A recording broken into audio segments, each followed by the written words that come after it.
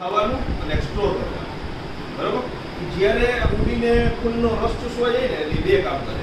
એક પોતે ખાય, બરોબર, અને એક વધારાનું એનું જે બીજું પેટ છે ને એમાં એ મધ ટૂંકમાં ફૂલનો રસ કહી શકાય, મધ તો ન કહી શકાય, એ ફૂલનો રસ.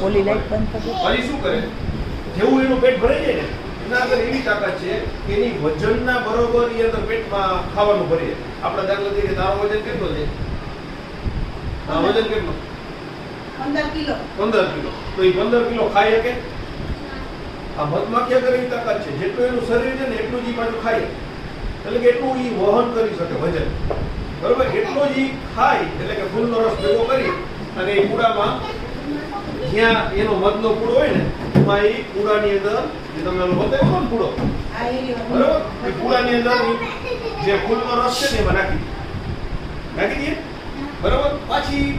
ફરી પાછી ઈ દિશામાં જ્યાં ફૂલનો રસ હોય ત્યાં ફૂલનો રસ લેવા જાય. એમ આખા દિવસ દરમિયાન એનાથી જેટલો ભેગો થાય ને એટલો ફૂલનો રસ ભેગો કરે. અને પછી શું કરે ખબર છે? એનું સાચું કામ રાતે ચાલુ થાય. તમે બીઝી શબ્દ સાંભળ્યો છે? સાંભળ્યો છે?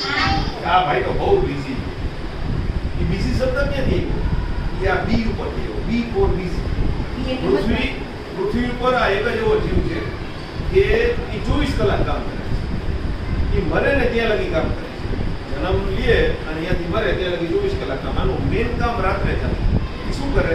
એ દિવસ દરમિયાન જે ફૂલનો રસ ભેગો કરી હોય ને એ એક માખીના મોઢામાંથી બીજીમાંથી ત્રીજીમાંથી ચોથી ના એમ કમસે કમ 100 માખીના મોઢામાંથી એ જે ફૂલનો રસ છે ને એનું ટીપું પસાર થાય. એટલે એની અંદર જે પાણી જેવું પદાર્થ હોય ને જેને મોઇસ્ચર કહેવામાં આવે બધું પ્રજ્વલિત થઈ જાય, એટલે કે ઉડી જાય.